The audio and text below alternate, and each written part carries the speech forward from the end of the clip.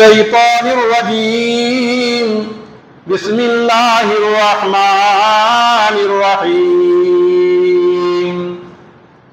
قاف والقرآن المجيد بل عجبوا أن جاءهم منذر منهم فقال الكافرون هذا شيء عجيب أإذا متنا وكنا ترابا ذلك رجع بعيد قد علمنا ما تنقص الأرض منهم وعندنا كتاب حفيظ بل كذبوا بالحق لما جاءهم فهم في أمر مريج أفلم ينظروا إلى السماء فوقهم كيف بنيناها وزيناها وما لها من فروج والأرض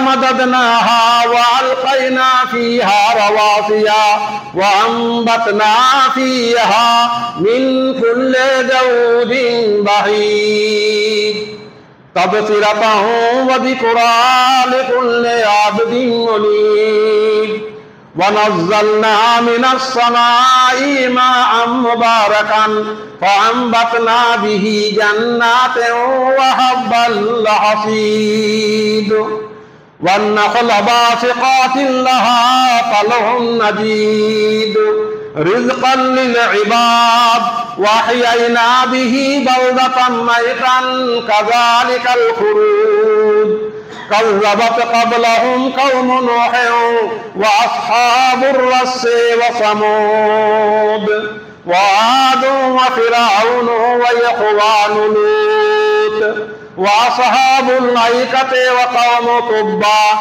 كل كذب الرسل فحق وعيد أفعينا بالخلق الأول بل هم في لبس من خلق جديد بارك الله لنا ولكم في القرآن ونفعنا وإياكم إنه تعالى جواد كريم ملك بر رؤوف رحيم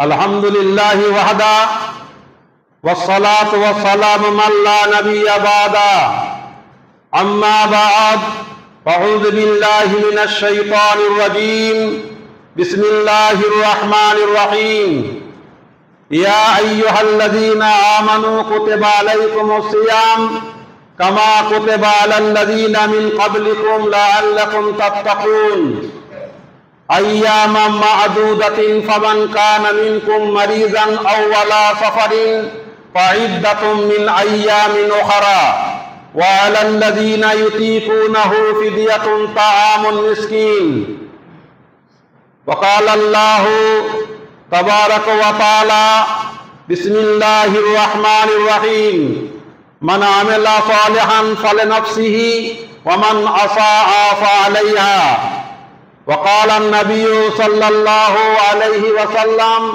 من صام رمضانا إيمانا واحتسابا غفر له ما تقدم من ذنبه وقال النبي صلى الله عليه وسلم كل أمتي يدخلون الجنة إلا من أبى قال يا رسول الله من أبى قال فأطعني فدخل الجنة ومن عصاني فدخل النار শ্রদ্ধেয় সম্মানীয় বয়োজ্যেষ্ঠ বয়োকনিষ্ঠ মুসল্লিবৃন্দ প্রশংসা গুণগান গুণকীর্তন স্তব স্তুতি বন্দনা আরাধনা সেই মহান রব্বুল আলামিনের জন্য যিনি আমাদেরকে একটি মাস পবিত্র মাহে রমজান করানোর পরে এবং নিজেকে শুদ্ধ বুদ্ধ হওয়ার পরে সুস্থভাবে ঈদ যাপন করার পরে শাওয়ালের প্রথম এই জুম্মার দিনে উপস্থিত হওয়ার তৌফিক দান করেছেন। সেই আল্লাহ তাবারক ওয়া তাআলার শত কোটি প্রশংসা করি, সকলে বলি আলহামদুলিল্লাহ। তারপরে পরে আমাদের সেই মোর ভাস্কর পুণ্যের ছবি মারুর দুলাল মনোতাস্ত্রিক সাইফুল হাদিস দুজাহানের নবী নবিকুলের শিরোমণি হযরতে মুহাম্মাদুর রাসূলুল্লাহ সাল্লাল্লাহু আলাইহি ওয়াসাল্লামের পরে দরুদ ও সালাম বিবর্ষিত হোক। আল্লাহুম্মা আমিন। আল্লাহুম্মা সাল্লি আলাইহি আল্লাহুম্মা বারিক আলা। আল্লাহ তাবারক ওয়া তাআলা পবিত্র জবানে তিনি বলছেন, ইয়া আইয়ুহাল্লাযীনা আমানু, হে আমার বিশ্বাসীগণ বান্দা, কুতিবা আলাইকুমুস সিয়াম, তোমাদের উপরে আমি রমজান মাসে রোজাকে ফরজ করেছি। কেন? লাআল্লাকুম তাত্তাকুন, যাতে করে তোমরা মুত্তাকি হতে পারো, পরহেজগার হতে পারো, দিনদার হতে পারো, আল্লাহওয়ালা হতে পারো, আল্লাহ ভীরু হতে পারো। সেই জন্য মাহে রমজানকে আমি ফরজ করেছি। কেন? তোমাকে মুত্তাকি বানানোর জন্য। আমরা কতখানি মুত্তাকি হতে পেরেছি পবিত্র মাহে রমজানকে অতিবাহিত করার পরে? আমরা নিজেকে কতখানি শুদ্ধ বুদ্ধ হতে পেরেছি, আমরা কতখানি খাঁটি হতে পেরেছি, কতখানি আমরা পবিত্র হতে পেরেছি, আমরা নিজেদের অন্তরকে জিজ্ঞাসা করলেই বুঝতে পারবো। যেমন আল্লাহ বলেছেন, যদি মাহে রমজান মাসে তোমরা অসুস্থ হয়ে থাকো তাহলে তোমরা ফাইদ্দাতুম মিন আইয়ামিন উখরা, তোমরা দিনগুলি গুনে গুনে রেখে দিও, তোমরা অন্য মাসে সেই রোজা করে দিও। যদি অন্য মাসে রোজা করা সম্ভব না হয় তাহলে ফিদিয়াতুন তাআমুন মিসকিন, তুমি ফিদিয়া দেবে, একটা মিসকিনকে তাআম খাবার দিয়ে দেবে। ওটা চলে গেছে। কিন্তু যারা রমজান মাসের অসুস্থ ছিলেন তারা অন্য মাসে করে দেবেন, রোজাটা অন্য মাসে করে দেবেন। কারণ আল্লাহ বলেছেন যে ফিদিয়াতুন তাআমুন মিসকিন, ফিদিয়া দেবেন, একটা মিসকিনকে তাআম খাবার দিয়ে দেবেন। তা মিসকিনকে খাবার দিয়ে দেওয়ার কথা আছে। যদি আপনি কোনো দিন আর রমজান পরে সুস্থ হতে পারবেন না, তার জন্য ফিদিয়া। রমজান মাসের পরে আপনি আর কোনো দিনই সুস্থ হতে পারবেন না, তার জন্য ফিদিয়া। আর এমন একটি গরিব মানুষ, এমন একটা জয়ীব মানুষ, বুড়ো মানুষ, সে জীবনে সুস্থ হবে না, সে আর কাজা রোজা করতে পারবে না, তার জন্য ফিদিয়ার ব্যবস্থা বিশ্বনবী মুহাম্মদ রাসূলুল্লাহ সাল্লাল্লাহু আলাইহি ওয়াসাল্লাম আল্লাহ করেছেন, আল্লাহ পাক করেছেন তার ফিদিয়ার ব্যবস্থা।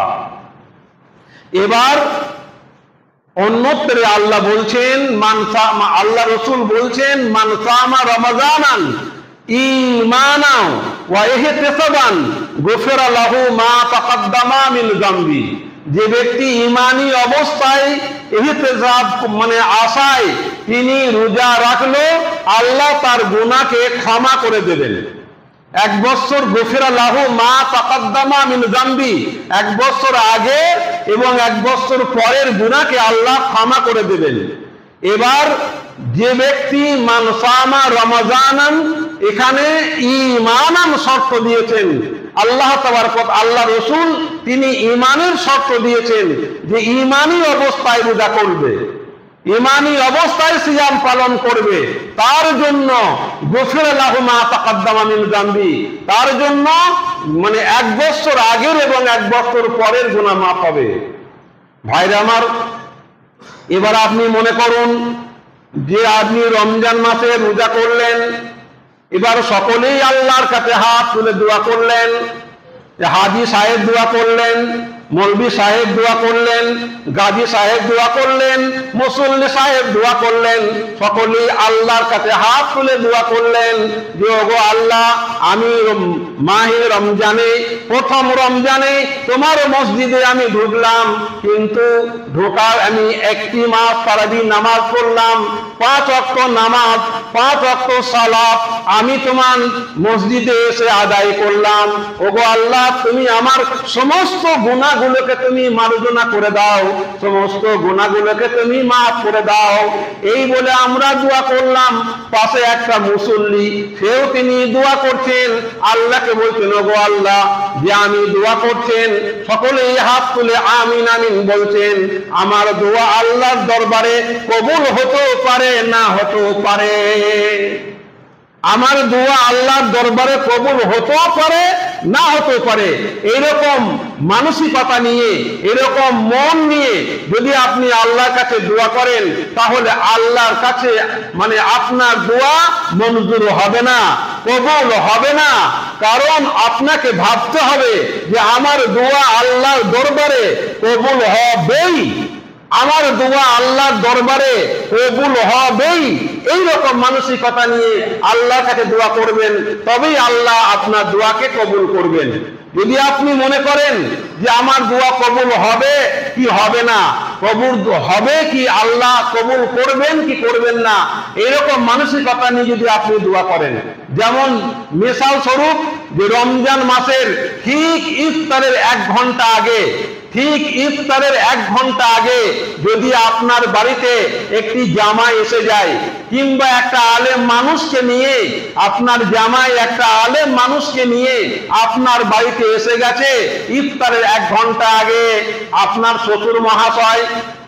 শ্বশুর মহাশয় করবেন কি, তিনি মোটর সাইকেল নিয়ে 4টি ছেলেকে বললেন, 4টি গাড়ি নিয়ে বললেন, তোমরা কেউ মিষ্টান্ন জিনিস আনতে যাও, কাউকে বললেন তুমি ফল ফ্রুট আনতে যাও, কাউকে বললেন মাছ আনতে যাও, কাউকে বললেন তুমি এমনি ভাজা ভুজি জিনিস আনতে যাও। 4 জনা 4 দিকে বেরিয়ে গেলেন। 4টি বাড়ির বউ বাসন ধুতে আরম্ভ করলেন, দস্তরখানা নিয়ে ব্যস্ত। আপনার বুড়ি মা শাশুড়ি, তিনিও করলেন কি, একটা বটি নিয়ে কিছু ফল কাটতে আরম্ভ করলেন, পেঁয়াজ কাটতে আরম্ভ করলেন।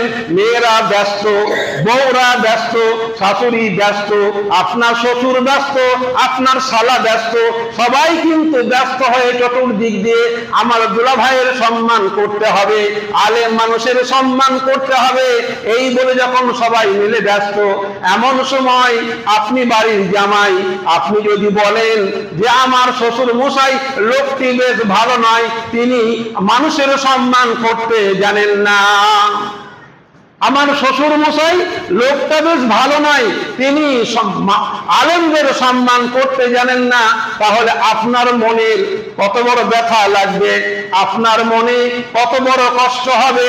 ভাইরে আমার, আপনি বলুন, ইতিমতো অবস্থায় মহান রব্বুল আলামিন তিনি বললেন যে এজা দাখালা রমজান ফুতিহাত আবওয়াবুস সামা, যখন রমজান দাখিল হয়ে যায়, যখন রমজান মাস এসে যায়, তখন আমি আকাশের দরজাগুলো খুলে দিই, আমি জান্নাতকে সাজিয়ে দিই, আমি তার রহমত বর্ষণ করি। এটা হচ্ছে মাগফিরাতের মাস, এটা হচ্ছে রহমতের মাস, সেই জন্য আমি তার সম্মানের জন্য আমি গোটা মাসকে সাজাই। আর তুমি যদি বলো কবুল হবে কি হবে না, মঞ্জুর হবে কি হবে না, তাহলে মহান রব্বুল বললেন যে আমার কি হবে, আমার মনে কষ্ট হবে। হে বান্দা, তুমি আমাকে এমন করো, ইহতিসাবের সঙ্গে তুমি দোয়া করো, আমি তোমার দোয়াকে মঞ্জুর করব। ইহতিসাবের সাথে দোয়া করতে হবে। সাইকেলের টিউ দেখেছেন? সাইকেলের টিউ যদি আপনি কাঁচি করে 1 ইঞ্চি কেটে দেন, 1 ইঞ্চি কাটার পরে যদি আপনি পাম্পার নিয়ে, সিলিঞ্জি নিয়ে যদি পাম্প দেন, হাওয়া দেন, তাহলে ওই টিউটি কোনোদিনই খুলবে না। 1 দিন নয়, 2 দিন নয়, যদি 6 মাসও যদি আপনি পাম্প করেন, তাহলে টিউ কিন্তু খুলবে না। এমন সময় একটা ইমানদার মানুষ, বয়স্ক মানুষ তিনি এসে বলছেন যে ওই নাতি সম্পর্ক জিনিস, ভাই তুমি কি করছো? বলছে আমি সাইকেলে টিউতে হাওয়া দিচ্ছি। বললে সাইকেলে টিউ দিয়ে হাওয়া দিচ্ছ, তোমার তো টিউ কাটা আছে 1 ইঞ্চি, কোনোদিন হাওয়া হবে না। হবে কি? হবে না। ভাইরা আমার, আল্লাহ নবী বলছেন, তুমি যদি ইহতিসাবের নিয়তে ওই রকম মনে করো যে আমি রমজান পার হয়ে গেছে, হে মসজিদ, তোমার দরবারে আমি এসেছিলাম, তোমাকে আমি অনেক উৎপাত করেছি, তোমাকে আমি অনেক জ্বালিয়েছি, অনেক ফ্যান চালিয়েছি, তোমার উপরে আমি অনেক শুয়েছি, কিন্তু এখন ঈদের নামাজ পড়লাম, আমি আর মসজিদের দিকে আসবো না, আমি আর কোনো দিনই মসজিদে আসবো না। এবার যদি দেখা হয় মাঝে মাঝে জুম্মায় আসবো, যদি কোনো দিন সময় পাই, কোনো দিন ঈদে আর বকরিদে আসবো, যদি সব কাজ না থাকে, সংসারের কোনো দায়িত্ব না থাকে, যদি আমার অন্যান্য কাজ না থাকে, তাহলে আমি মাঝে মাঝে জুম্মাতে এসে তোমার সঙ্গে সাক্ষাৎ করব। একে বলা হয় ইহতিসাব। যদি ইহতিসাবের সাথে নেকির উদ্দেশ্যে যদি আপনি আল্লাহর দরবারে যদি আপনি নিষ্ঠিভাবে রোজা রেখে থাকেন, ওই কাটা টিপ যদি আপনি হাওয়া না দেন, তাহলে নিশ্চয়ই আল্লাহর দরবারে আপনার দোয়া মঞ্জুর হবে, আপনার দোয়া আল্লাহর দরবারে কবুল হবে। আর যদি আপনি আল্লাহকে নাফরমান মনে করেন, কবুল করবেন না, তাহলে আল্লাহ আপনাকে জাহান্নামে দেবেন। জাহান্নাম একটা এমন জিনিস, আপনি জানেন, জাহান্নাম যে কোনো লোককে যদি বলা হয় ভাই আপনি জাহান্নামের আগুনকে ভয় করেন, তাহলে সে কি বলবে? সে বলবে যে আপনারা না হলে আগে যাবেন, আমরা না হয় কিছুদিন পরে যাব। এই বোকা, কিছুদিন মানে কি? জাহান্নাম কিছুদিন পরে কি? আপনি গ্যাস বার্নার তার আগুনে আপনি 1 মিনিট হাত দিয়ে দেখুন আপনি থাকতে পারবেন কিনা। গ্যাস বার্নার কেন, এমনকি দুর্গাপুর যান, যেখানে লোহা গলায়, সেই ফ্যাক্টরিতে আপনি যান, কত হাজার সেলসিয়াসে দেখবেন যে লোহাকে গলিয়ে তরল ভাবে একদম ড্রেন দিয়ে বার করে দিচ্ছে, এবং সেখানে ছাঁচ তৈরি হচ্ছে, বিভিন্ন রেলের পাটি তৈরি হচ্ছে, অন্যান্য জিনিস তৈরি হচ্ছে, লোহাকে পানির মতো গালিয়ে তৈরি হয়। ভাইরা আমার, সেটাও আগুন। তার থেকে জাহান্নামের আগুন 100 গুণ বেশি, তার থেকে জাহান্নামের আগুন 100 গুণ বেশি। তাহলে আপনি সেই জাহান্নামে থাকবেন কি করে? ভাইরা আমার, বীরভূম ডিস্ট্রিক্টে একটা মহিলা, তিনি করতেন কি, মুড়ি ভাজার কাজ করতেন, মুড়ি ভাজতেন।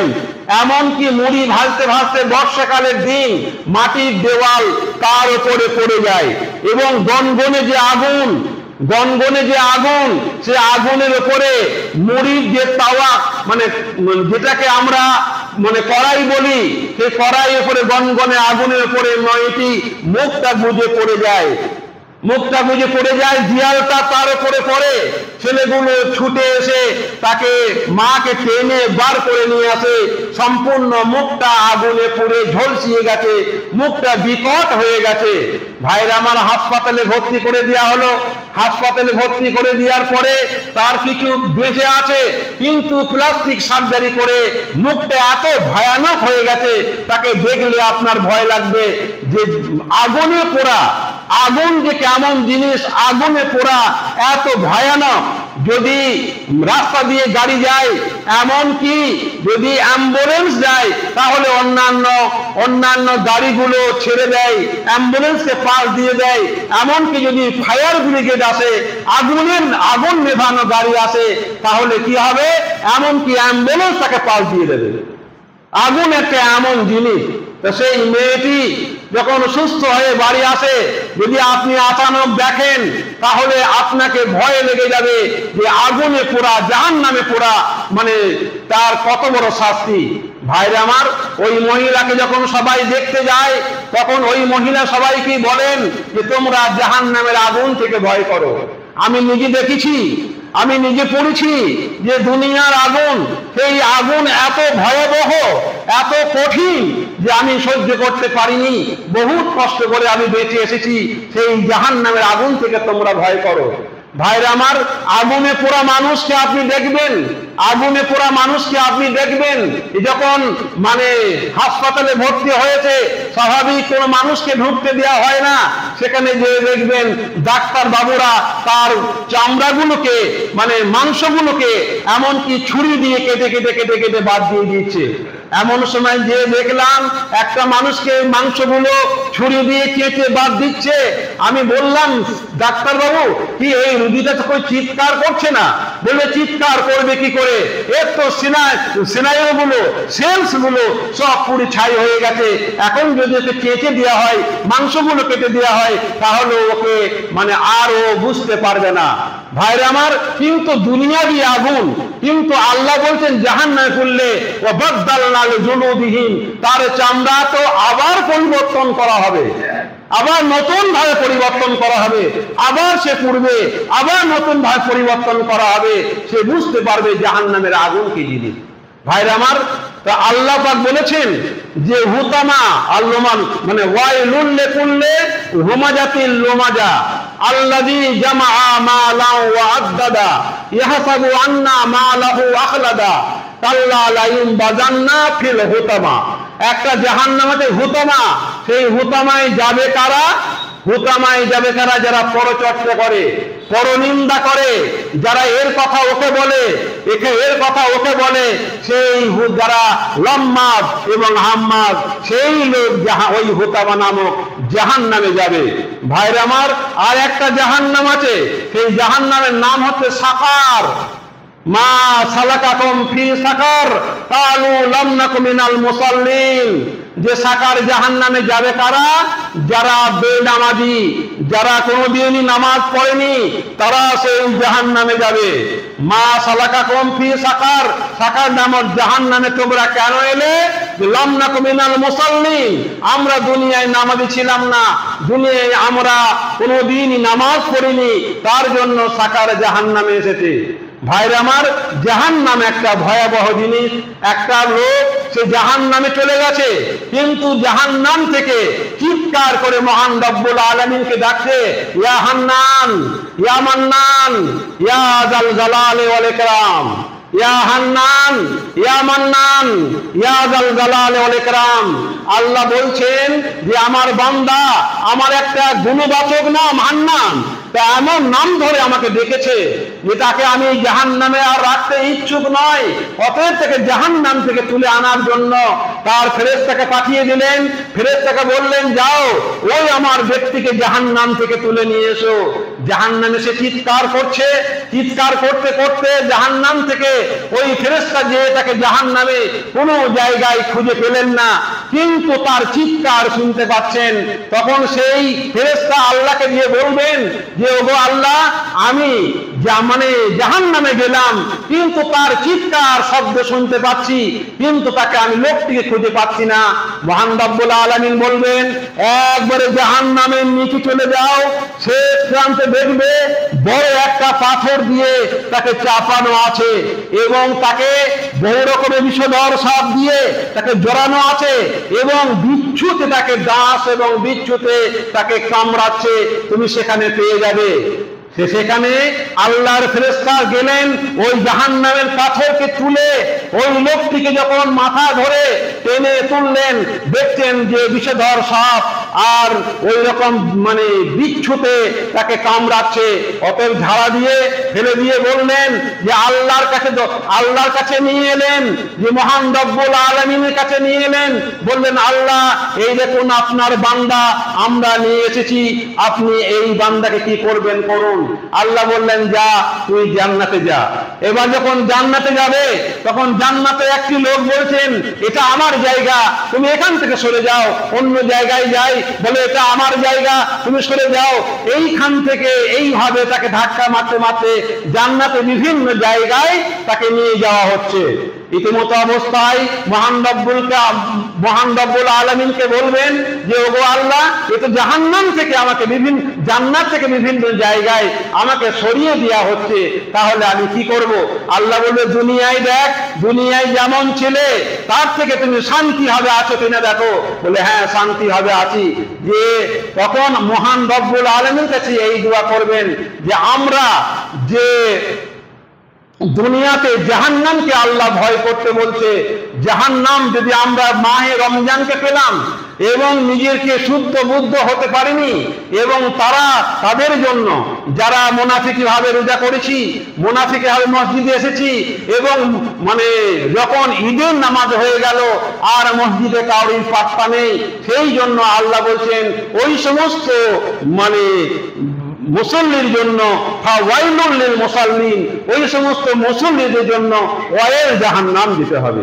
ওয়াইল বলে একটা জাহান্নাম আছে, ওয়াইল বলে একটা জাহান্নাম, সেই জাহান্নাম সব থেকে ভয়ঙ্কর জাহান্নাম, সেই জাহান্নামে তাদেরকে দিতে হবে। নামাজ পড়ার পরেও ফাওয়াইলুল লিল মুসাল্লিন, মুসল্লিরা ওয়াইল জাহান্নামে যাবে। কোন মুসল্লি? আল্লাযীনা হুম আন সালাতিহিম সাহুন, যারা ঠিক মতো নামাজকে চুরি করতো, রুকু এবং সেজদা ঠিক মতো করতো না, সেই মুসল্লিরা ঠিক মতো টাইমে মসজিদে আসতো না, ঠিক মতো নামাজ পড়তো না, সেই মুসল্লিদের জন্য ওয়াইল জাহান্নাম।